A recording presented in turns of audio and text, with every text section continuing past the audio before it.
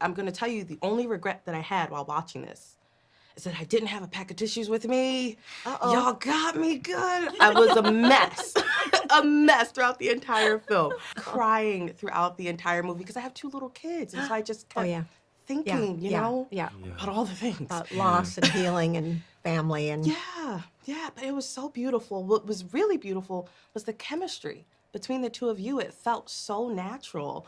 Louis, I know you've long admired Sally. Sally, I know you've worked with Louis's dad. So I'm curious, what did you 2 discover about each other that you felt was remarkably bright?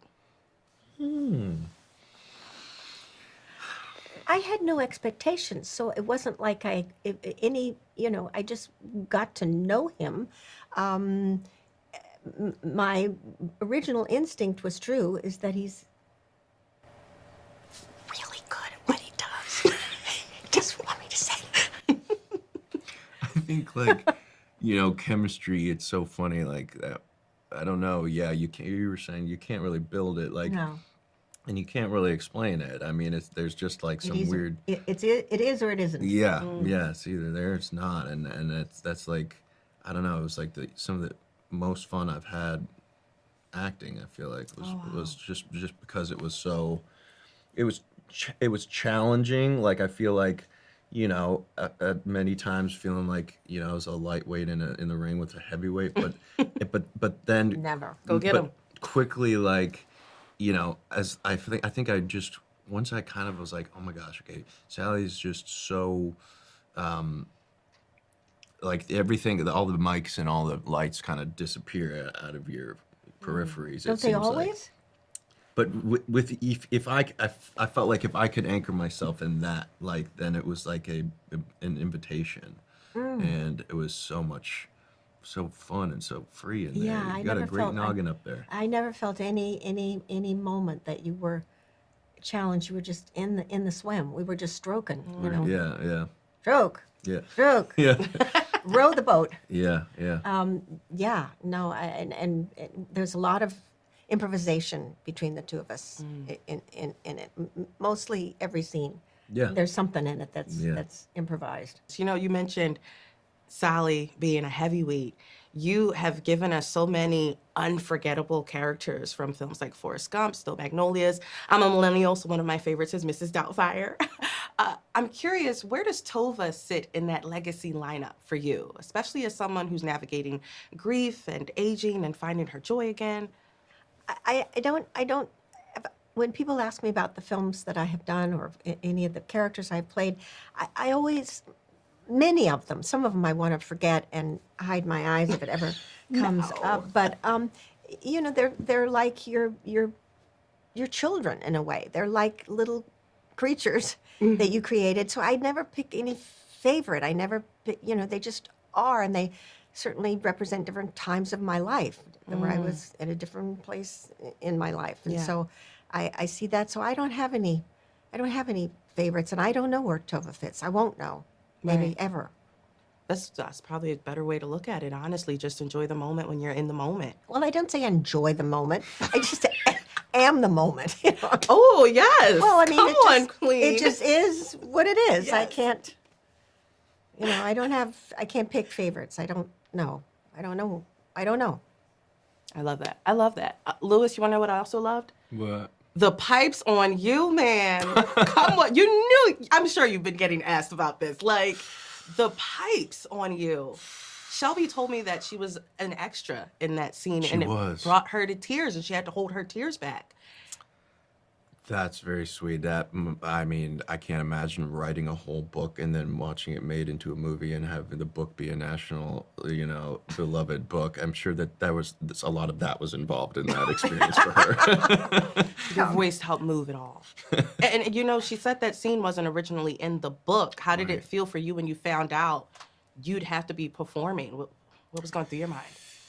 Yeah, I mean, I think, like, when you're adapting something into film, like, you know, it's always that challenge, that little dance of, like, how do I keep what I loved from the character and from my experience personally as an audience member, as a reader, and then how do I inject that, but then also stay malleable and flexible and understanding that it's if we just shot every sequence that Shelby beautifully wrote, it was beautiful because it was a book, and so like Well, that would have been a limited series. would have been a limited series then.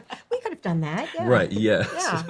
So like kind of like eventually kind of surrendering yourself to the story that you're making in the moment, and like finding that scene that wasn't in my my understanding of Yeah, the story was. I'm just going to speak for him. Yeah, please. He dreaded every moment of it. He did. Because he thought he was, and I was like gobsmacked. You know, he was like, he is in a band, but he's the drummer. And he keeps saying, I'm the drummer. I don't play the guitar. I don't sing. And yet he got up and did that. It was like, if I would like to be able to not do something the way he didn't do something. Because every single take, it's so from his soul, and it killed me. It killed me. It just absolutely shattered me. Oh my gosh, how are you not melting in your chair right now? I'm melting. I'm trying to keep. I'm composed. melting. That's the Wicked Witch of the West. I'm melting.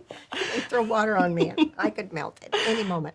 Well, I melted, obviously, watching this. All my makeup and everything was ruined. This movie was beautiful. The two of you are so lovely. Thank you for taking the time to Thank speak you. with me and Thank open you. up. Thank you. I really appreciate it. Thank Thank you. you. I love your Appreciate it. suit. You look so springtime. One thing that I realized is we're in a time right now where everyone is so focused on looking up what's in the skies, what's in outer space. But this story really centers the appreciation on what's right here on Earth, and especially in our own oceans. Yeah.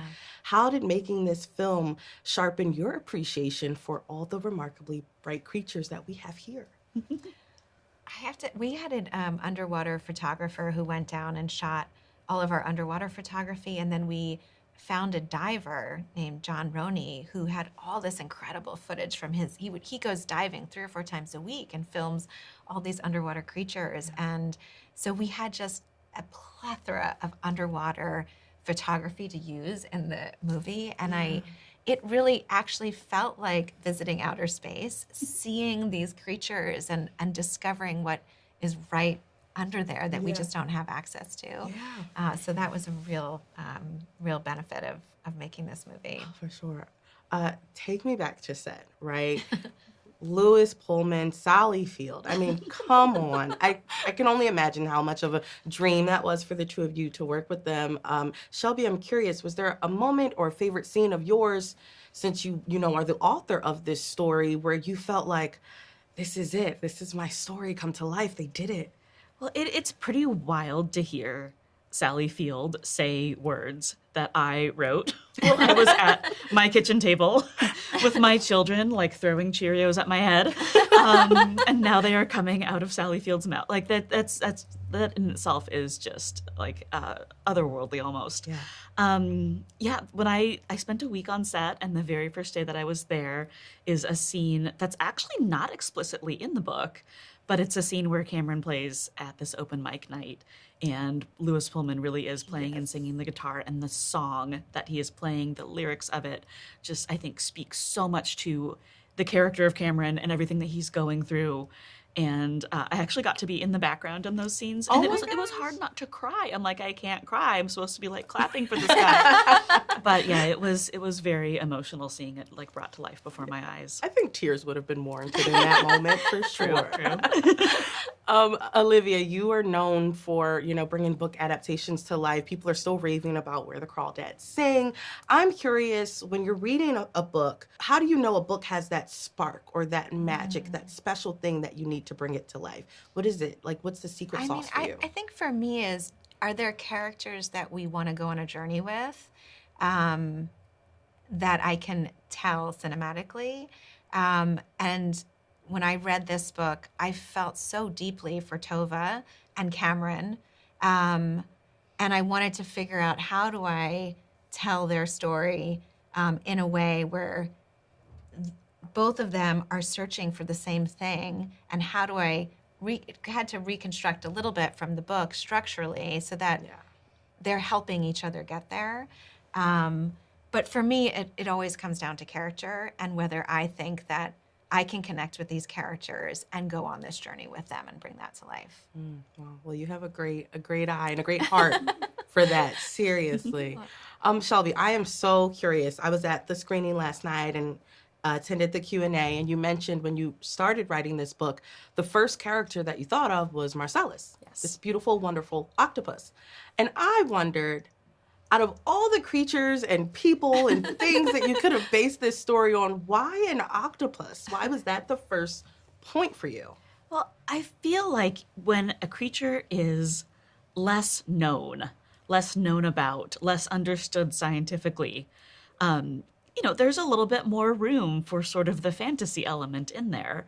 As far as we know, octopuses cannot read human writing, but we don't know that they can't. I mean, they might be able to. It's possible. And that, I think, allows for more artistic liberty versus, a dog, a cat, even like an ape. I mean, those would make good stories too.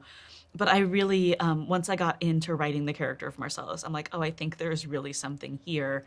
And I can do that. I can be crazy with it. I can do these wild things because we just don't know enough about them to say otherwise. Last point I want to make, the nitwits were my favorite. I loved those ladies so much. Like, they showed the importance of true, genuine friendship and standing the test of time.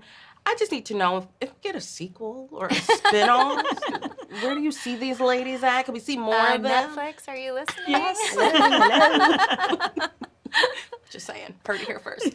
Ladies, thank you so much. It was such a pleasure speaking with you. And so congratulations. much. Thank you. And thanks for coming last night. Thank you. Yes, it was amazing. Aw. Amazing. It was a great night.